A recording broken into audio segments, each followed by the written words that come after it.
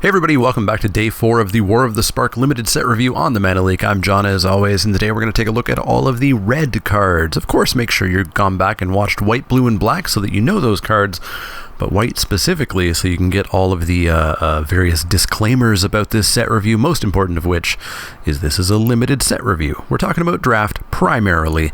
Most of it applies to sealed. Just imagine the format's a little bit slower, because it always is. But we're going to start with the first card.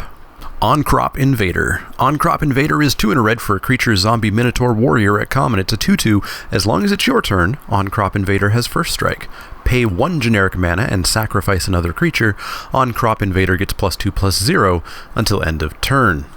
So this is pretty interesting. It's 2/2 first strike on your turn only, which is fine for 3 mana. Slightly overcosted, but 2 mana is probably too little. First strike's a very powerful effect.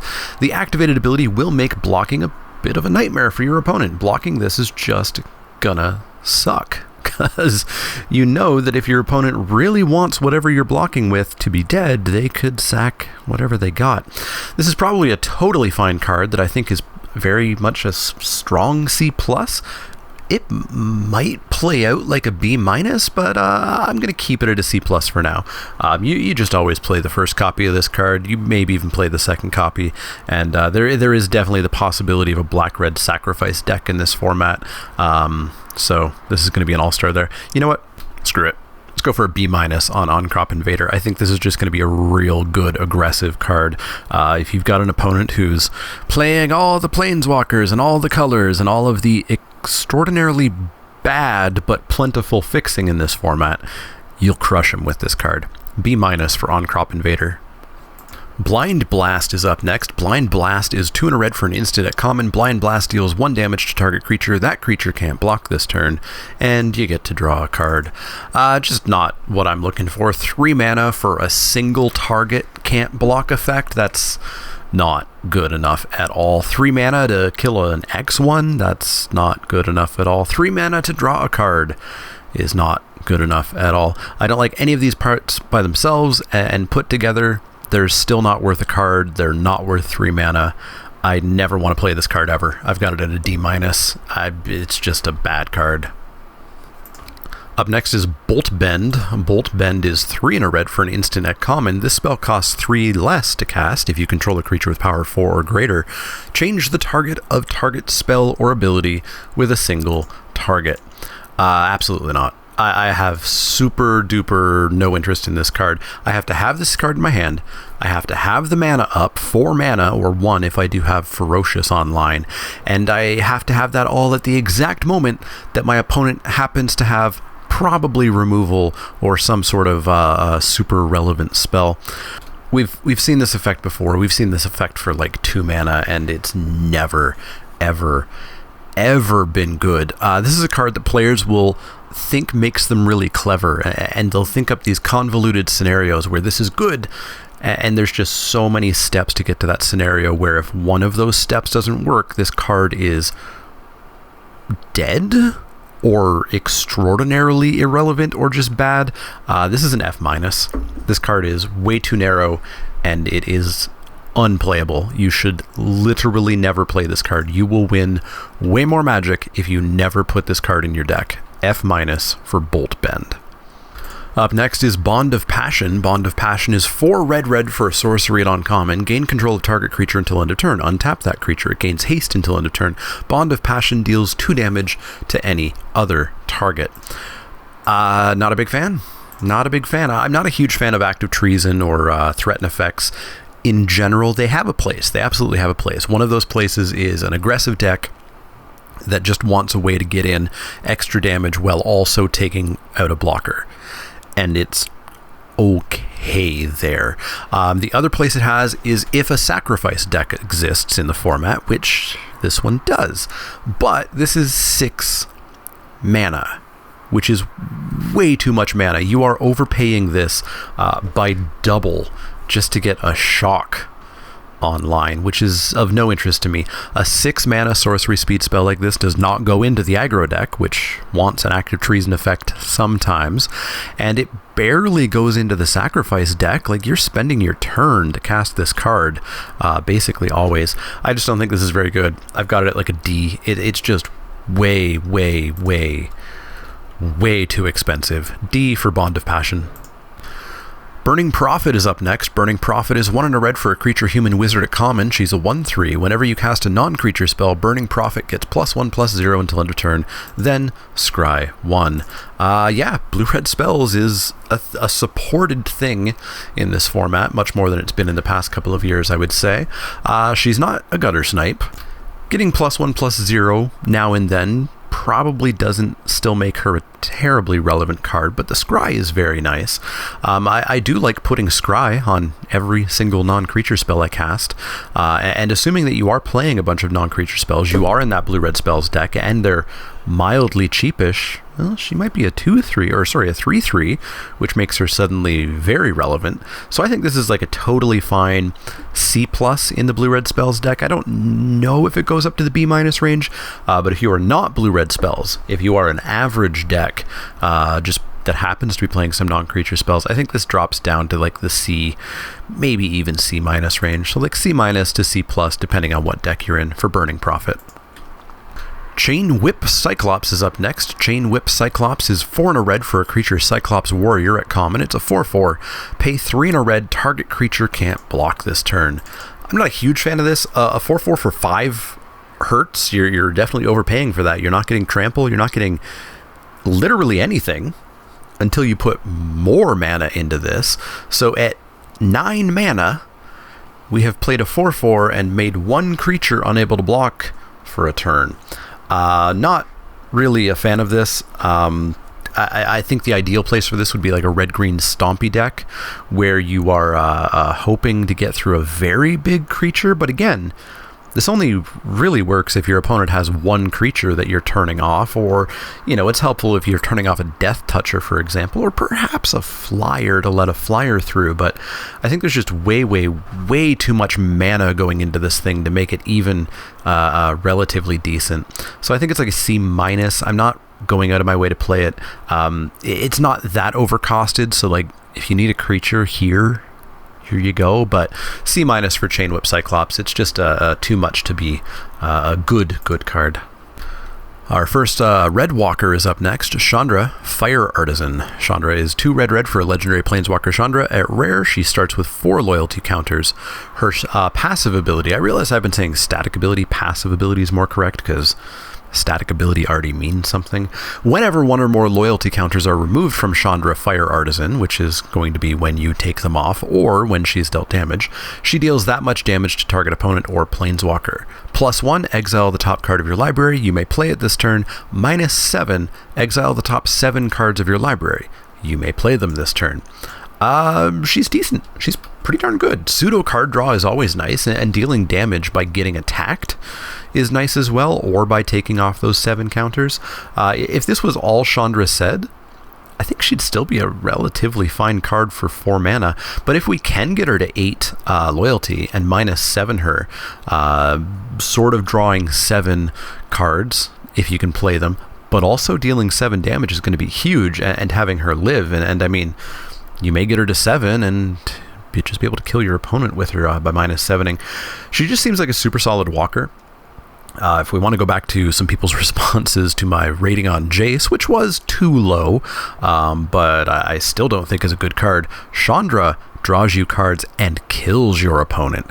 Jace touches their library for a dozen turns and never really gets to the win until much later. So I think Chandra is great. I think she's a solid A-.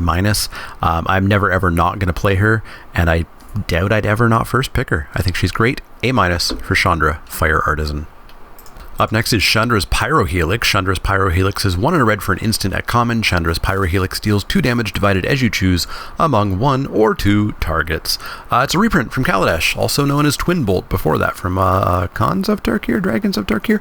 You get to kill 2 1/1s, or you get to kill next 2, or something bigger post-combat, or you get to deal 2 to your opponent, or 1 to your opponent, 1 to whatever.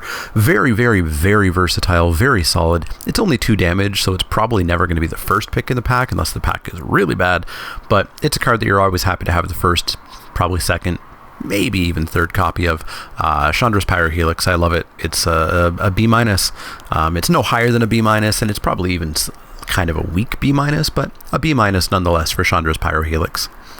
Chandra's Triumph is up next. Chandra's Triumph is 1 and a red for an instant at uncommon. Chandra's Triumph deals 3 damage to target creature or planeswalker an opponent controls. Chandra's Triumph deals 5 damage to that planeswalker or that permanent instead if you control a Chandra planeswalker, which you probably won't. That's a specific rare and a specific uncommon.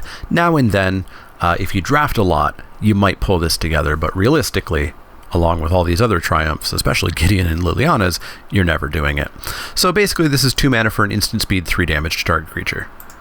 Or to a planeswalker, which is totally fine. You'll always play that card. In fact, you might even highly pick that card in weakish packs. This is a first pick card, and it's a relatively high pick after that. Doesn't even matter if you don't have that Chandra. Just a solid card. It's 3 damage for 2 instead of 2 damage for 2 like Chandra's Pyrohelix, so we'll go for a B with this. I think it's great. A solid B for Chandra's Triumph. You'll play every copy. Cyclops Electromancer is up next. Cyclops Electromancer is 4 and a red for a creature Cyclops Warrior at uncommon. It's a 4/2 for 5. When Cyclops Electromancer enters the battlefield, it deals X damage to target creature and opponent controls, where X is the number of instant and sorcery cards in your graveyard. Those stats are not good, but it is a nice blue-red spells deck card. It's not exactly a payoff. Payoff is a strong word, since this is a one-time use and it doesn't end the game, it just kills a creature. But still, if you're in the spells deck, I think having one of these just as extra removal and a not great body is fine. I think it's like a B-, I guess, in the blue-red spells deck. C+ might be a little bit more appropriate. 5 mana for a 4/2 is real bad, but in the blue-red spells deck, I think this is probably just killing whatever creature you want it to kill. So I think I'm actually pretty happy with this as a B- in the blue-red spells deck. Outside of the blue-red spells deck, you don't play this card. It's way too expensive if this is only dealing 1, 2. At 3 damage, I still don't know. The body is just not that relevant. So let's go with like a D+ outside of the blue-red spells deck. In the blue-red spells deck, a B-. Up next is a semi-common reprint, Demolish. Demolish is 3 and a red for a sorcery at common. Destroy target artifact or land. It's an F. It is an F. You do not ever play this card. It's not 100% accurate. There are a couple of rare artifacts that maybe you'll really want to kill, but your opponents just aren't going to be playing them very often, and there are no lands that you should ever be using this for, and 4 mana at sorcery speed really hurts. So I mean, realistically, this is an F. You should just never take this card. It should be the last pick in every pack. And yeah, super duper rarely maybe you pull it in out of the sideboard if your opponent's resolving Parhelion 2s, or maybe if they have Vivian's Arcbow, but there are better options, so try to get the better options. F for Demolish. Devouring Hellion is up next. Devouring Hellion is 2 and a red for a creature Hellion at uncommon. It's a 2/2. As Devouring Hellion enters the battlefield, you may sacrifice any number of creatures and or planeswalkers. If you do, it enters with twice that many +1/+1 counters on it. If you haven't been noticing, there's a lot of Magic's historical one-time use or maybe 2 or 3 time use mechanics coming back, and this is basically Devour, back from Alara, I believe. And like Makeshift Battalion, the name of the mechanic is right in there in the name of this card. So this is a cool way to round up any planeswalkers who are sitting around with no activations left, whose ability isn't that important. Ditto for any creatures who aren't terribly impactful, but I wouldn't go all in on this because it doesn't have trample or anything. It could be chumped for days until your opponent finds an answer, and you maybe decimated your board a little bit to make this a big creature. Still, at 3 mana for a minimum 4/4, if you sack a single thing, seems okay. Obviously, the true floor is 3 mana for a 2/2, which is not great. So I think I'm happy with this at like a C+. It's not going to be too much higher, and again, without trample or anything, you're really setting yourself up for trouble if you sacrifice some relevant stuff. So C+ for Devouring Hellion. Dreadhorde Arcanist is up next. Dreadhorde Arcanist is 1 and a red for a creature zombie wizard at rare. It's a 1/3 with trample, which you don't terribly hear that often.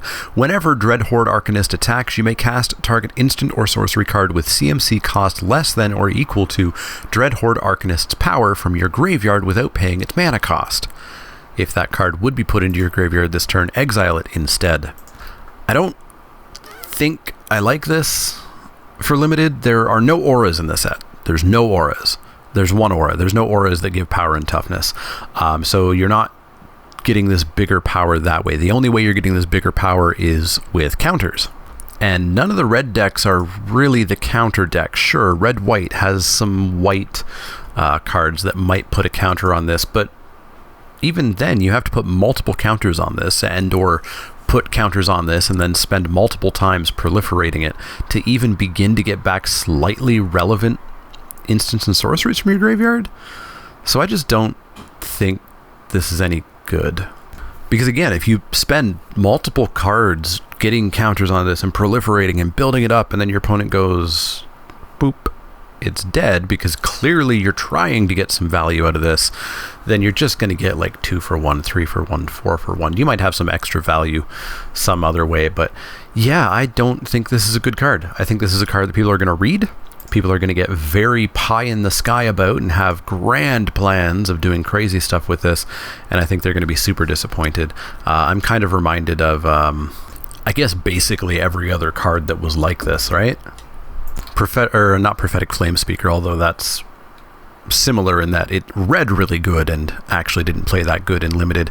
Wildfire Eternal, I think, from Arrow Devastation is similar to this and just was not very good. So I've got this at like a D+. I don't think this is actually going to be something that you can do. I think it takes way too much work to become relevant, and that all that work can be undone real quick by your opponent. Dreadhorde Twins is next. Dreadhorde Twins is 3 and a red for a creature zombie jackal warrior at uncommon. It's a 2/2. When Dreadhorde Twins enters the battlefield, amass 2. It's a 4/4 for 4, which isn't really an uncommon card, but okay, I guess so. Of course, now and then this is just going to be a 2/2 that puts +2/+2 on a very specific creature. So I don't know. I think this is fine. Like, I think it's like a mediocre Gallant Cavalry. The 2 creatures that you're making, or the one creature you're making, the other doesn't have vigilance or anything. So I think it's like a C, maybe a C+. Let's go with a C+ on it. I think it's fine, but you know, you'll play it, but it's not go crazy over or anything.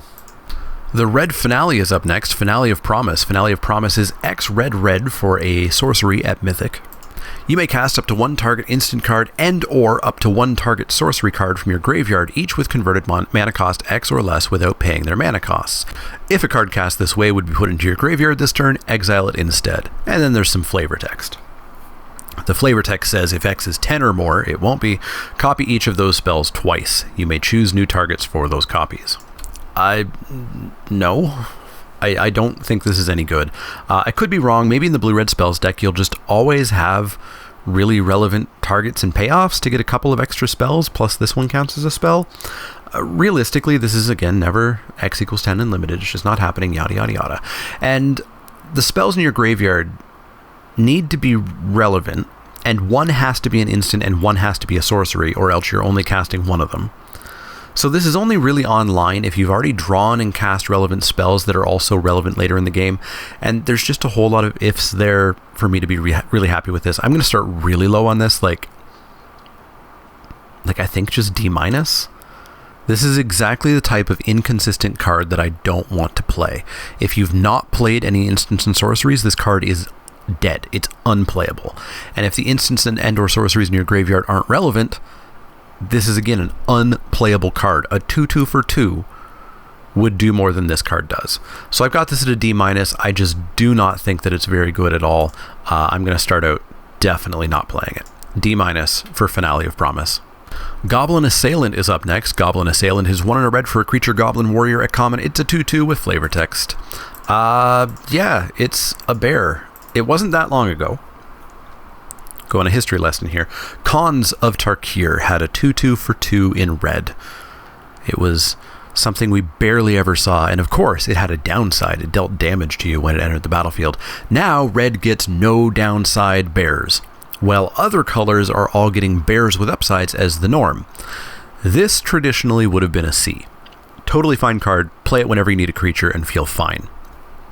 Now it's a C-. you actually avoid playing vanilla bears whenever you can, because they're just not that relevant. Feral Maca, same thing in the last set. C- for Goblin Assailant if you need a creature here, but you can do better. I believe in you. You can do better. Goblin Assault Team is next. Goblin Assault Team is 3 and a red for a creature Goblin Warrior at common. It's a 4/1 with haste, and when Goblin Assault Team dies, put a +1/+1 counter on target creature you control. This is Lightning Elemental, which was a core set all-star except for the counter thing. And by all-star, of course, I mean it appeared in the set and was actually bad. Even by getting a counter on something, this is probably still just bad. This is a very, very, very cuttable card for me. I don't want my 4-drops to be single use, 4 damage with no trample or anything. The haste is cute. The haste is cute. You might be able to get in 4 damage if you sneak it in somewhere, but it's relying on things to go way too correct. So kind of an interesting way to think about this is that it's basically a 4-mana edict. Unless your opponent just has nothing on board or is attacking you with all their creatures every turn, basically this card says pay 4 mana, it's going to come down, and your opponent's going to pick their weakest, most awful creature and put it in front of this. And then you get a counter. I've got this at a D+. I just never, ever, ever want to play this, so D+ for Goblin Assault Team. Grim Initiate is up next. Grim Initiate is a single red mana for a creature zombie warrior at common. It's a 1/1 with first strike, and when it dies, you amass 1. Not really interested in this. It's a 1/1 for 1 with first strike, which is not playable. Getting a 1/1 when it dies, or maybe getting a counter on a specific creature, again, no interest. Never, ever playing this card. 1/1s for 1 are almost always bad. Not always. Healer's Hawk, of course, was a rare exception where, because of other cards in the format and the way the format was built, and very importantly that it had flying, was okay. Here, this is not good. This is an F. You should never be playing Grim Initiate. Heartfire is up next, one of the many fire cards in this format. There's a lot of fire. A lot of fire going on. Heartfire is 1 and a red for an instant at common. As an additional cost to cast this spell, sacrifice a creature or planeswalker. Heartfire deals 4 damage to any target. Burn has gotten a little bit expensive. 2 mana is great, but a creature or a planeswalker, that's a steep cost to pay this. But this is any target. This is any target, which means this is 1 damage away from a Lava Axe to your opponent at instant speed for 2 mana. And of course it can kill creatures, which Lava Axe never could do. I'll probably still play this all the time, but like Final Payment, you probably don't want to load up on copies of this. I think 2 is getting towards the maximum. Again, works really well in that black-red sacrifice deck that seems to be relatively supported, but I'm going to start with 2 of these at the max, but they are solid cards. I think it's an interesting B- that drops in value in multiples. Honor the God Pharaoh is up next. Honor the God Pharaoh is 2 and a red for a sorcery at common. As an additional cost to cast this spell, discard a card, draw 2 cards, amass 1. It's Tormenting Voice, but it costs 1 more, plus you get a 1/1 or a counter. I guess that's fine. It's card draw, which red wants, but, you know, I'm never exactly craving a Tormenting Voice. Some decks, I've got a spot for it, and I'm like, yeah, drawing cards would be cool, and I put it in. I think this is like a C- for me. It's a card that I don't play if I don't have to, but, you know, I'm not horribly upset if I do have a spot for it, and it's in my pool. So C- for Honor the God Pharaoh. No better, no better. Ilharg the Razeboar is up next. Ilharg the Razeboar is 3 red for a legendary creature, Boar God. It is the replacement for Hazoret, because of course she is still alive on Amonkhet. At Mythic, it's a 6/6 with trample. When Ilharg the Razeboar attacks, you may put a creature card from your hand onto the battlefield tapped and attacking. Return that creature to your hand at the beginning of the next end step. When Ilharg the Razeboar dies or is put into exile from the battlefield, you may put it into the owner's library 3rd from the top, just like all of the other gods. Yeah. This card's real good. It's a 6/6, trample for 5. That's crazy. You pick it, you play it every single time because of that. 100% of the time. But this good pig here does even more. Getting to sneak out a creature on every attack for free is kind of insane. This is going to be absolutely terrifying to come down on the battlefield, and should you kill it, it's just going to come back in a few turns. Again, as I've talked about, that little window of time is very cool, because that little window of time is enough for you to lose the game or to win the game. but then it will be back. So this is a snap first pick. It's probably just a solid A+, just like all of the other gods. Not quite all the other gods. We still have Ronus to go. He's not an A+. But Ilharg the Razeboar is an A+. Invading Manticore is up next. Invading Manticore is 5 and a red for a creature zombie Manticore at common. It's a 4/5. When Invading Manticore enters the battlefield, amass 2. 6 mana is a bit of a tall ask for this. It's technically a 6/7, which I guess is big-ish. Let's be kind. It's big. But no trample or evasion or anything, and a 2/2 that might just be a 2/2. I think this is likely just too expensive to be good. I think it's very much at the filler creature level of C-. If you got a spot and you really need a creature, here you go. But you can probably find some better stuff. So C- for Invading Manticore. Jaya Venerated Fire Mage is up next. Jaya Venerated Fire Mage is 4 and a red for a legendary Planeswalker Jaya at uncommon. She starts with 5 loyalty. If another red source you control would deal damage to a permanent or player, it deals that much damage +1 to that permanent or player instead. Note, another red source. Jaya doesn't count herself. -2, Jaya Venerated Fire Mage deals 2 damage to any target. So it's a cute passive ability. It should account for some extra damage here and there. Primarily creature-based, probably, but you might have some burn to face, for example, that would get an extra point of damage. Now, her -2 of shocking something is totally fine. Jaya feels super fine. She feels ever so slightly overcosted at 5 mana. I think I'd really like if she was 4 mana, and I don't think it would be insanely overcosted there. But I think she's still very good. I think she's in the B- range. First pick in a weak pack, but you'll always play a Jaya if you're a red deck. You may not if you're somehow a super low curve, but even then I think she might fit as a curve topper. So I've got her in the B- range. I think she's really, really good. Just a hinch expensive. Jaya's Greeting is up next. Jaya's Greeting is 1 and a red for an instant at common. Jaya's Greeting deals 3 damage to target creature. Scry 1. Yeah, it's 3 damage to a creature. And scry 1 at instant speed for 2. It's super solid. Not hitting face is a bit of a shame, but oh well. I'll live. I just won't put this in my Canlander deck or anything. It's not, going to be constructed amazing. Super solid pick though. First pick in some slightly weaker packs that are lacking bombs or true removal, and you'll play every single copy of this. I think it's just a very strong B. I'm fighting myself to not give it a B+. Krenko, Tin Street Kingpin is up next. Krenko is 2 and a red for a legendary creature goblin at rare. He's a 1/2, but not for long. Whenever Krenko Tin Street Kingpin attacks, put a +1/+1 counter on it. Then create a number of 1/1 red goblin creature tokens equal to Krenko's power. Krenko is super good. A 1/2 for 3 obviously is not good, but it attacks as a 2/3, which is okay. I talk about this a lot. I prefer a 3/2 over a 2/3 for 3 mana, but we'll deal with it. But it makes 2 1/1s. And then if he lives that turn, you have made it. Attacking as a 3/4 and having 5 goblins on the table is gonna get out of hand real fast, and then it just exponentially goes up from there. I know it's not technically exponentially, blah blah blah. Krenko's a definite first pick. His goblins will filter around blockers to planeswalkers if you just want to send the board to chip away at planeswalkers. I think this is just a bomb. I don't think I want to go to solid A for a 1/2 and then a 2/3, because there's still that window of weakness, but we're going to go for a very strong A- on Krenko Tin Street Kingpin. Mizium Tank is up next. Mizium Tank is 1 red for an artifact vehicle at rare. It's a 3/2 trample. Whenever you cast a non-creature spell, Mizium Tank becomes an artifact creature and gets +1/+1 until end of turn. Crew 1. Crew 1. Yikes. This reminds me of Renegade Freighter, but fixed.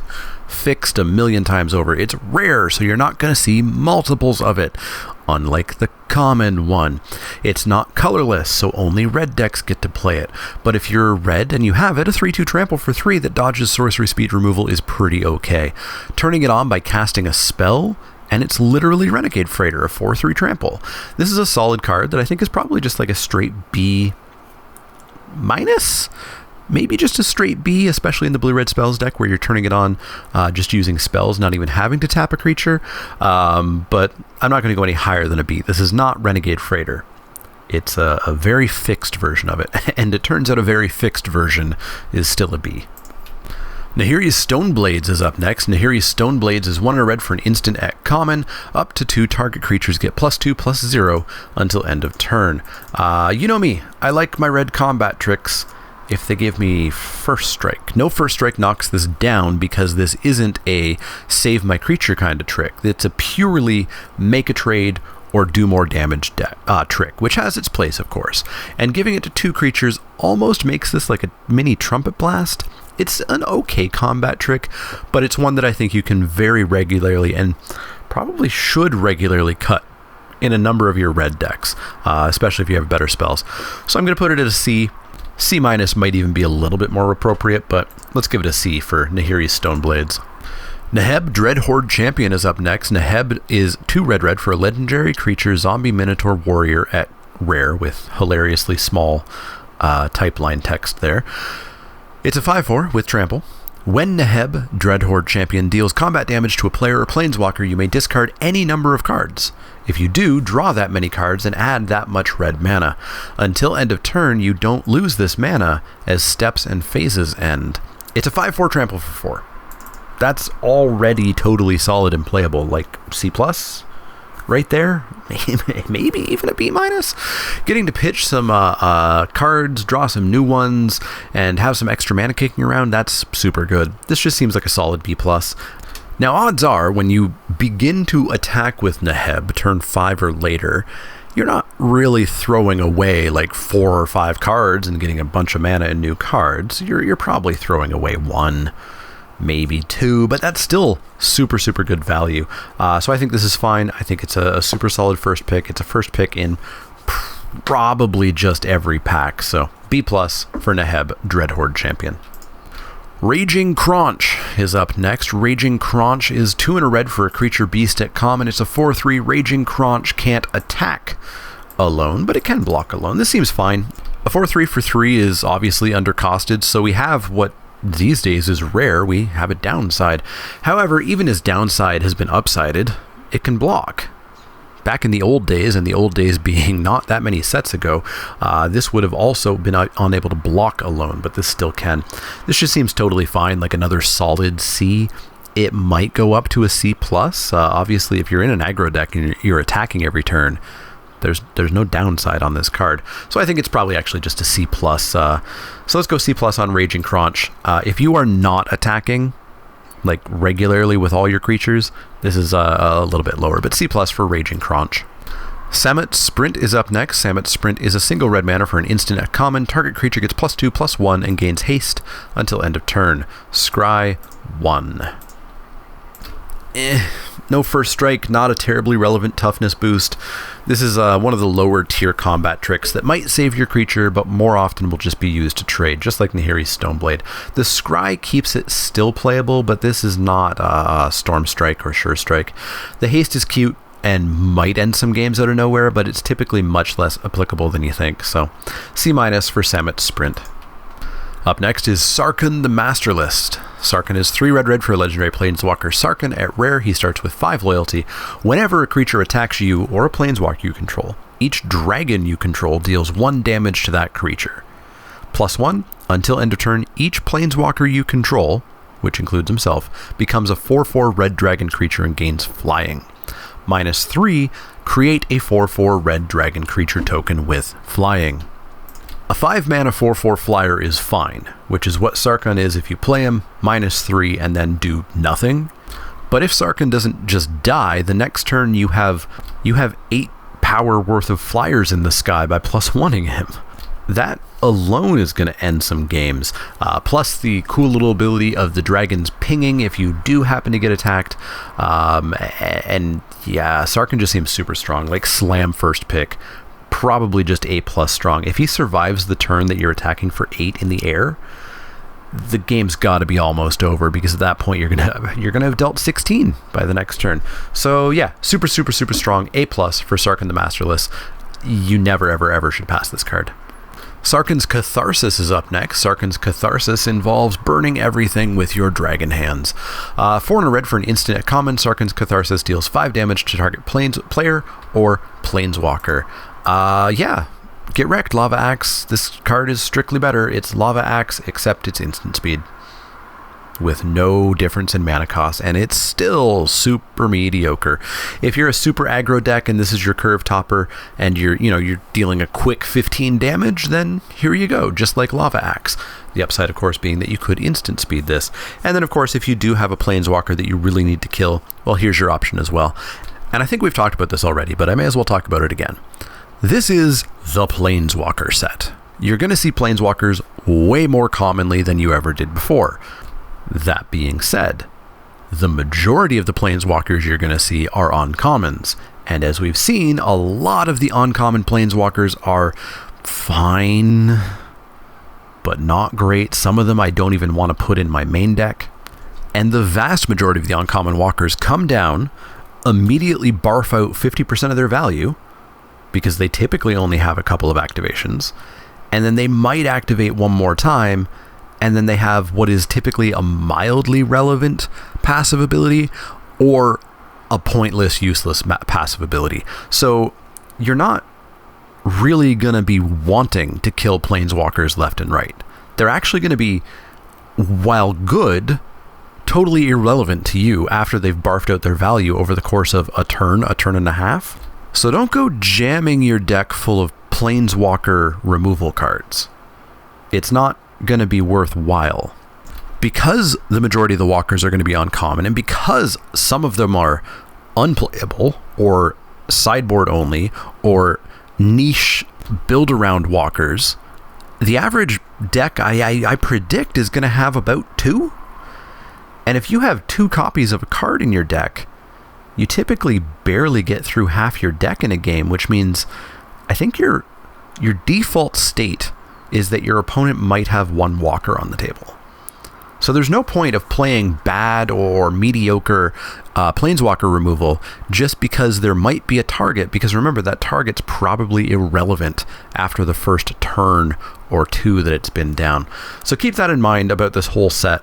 Don't overvalue Planeswalker removal or the ability to get into a Planeswalker. Yes, sometimes it's going to be great, and this card will be great out of the sideboard if your opponent's sitting on a Gideon or a Liliana or a Bolas or even a Chandra or a Sarkhan, for example. But I've got this at a D+. I don't think I main deck this in a lot of decks. Continuing on from that side note there. Spellgorger Weird is 2 and a red for a creature weird at common. It's a 2/2. Whenever you cast a non-creature spell, put a +1/+1 counter on Spellgorger Weird. Yeah, this is the required common kind of in your blue-red spells deck. You really want to have at least one of these in every blue-red spells deck because it's a great payoff. It rapidly gets way bigger than you paid the mana for. It's very similar to Pyrehound, except you do get slightly less toughness and you do lack the trample, which is a bit of a pain. But you're still going to be very happy with a couple of copies of these, if not more, in every blue-red spells deck. If you're in blue-red spells, this is like a B-. If you're not, this is like a C-. It's an overcosted 2/2 that might get a counter on it. So C- in most red decks, B- if you're in the blue-red spells deck. Tibalt, Rakish Instigator, is up next. Tibalt is 2 and a red for a legendary Planeswalker. Tibalt at uncommon. He starts with 5 loyalty. Your opponents can't gain life. And -2, create a 1/1 red devil creature token with, when this creature dies, it deals 1 damage to any target. You make a Footlight Fiend. Yeah, Tibalt's better than he was before. Not that much better, but he's better, I guess. His static ability is not good.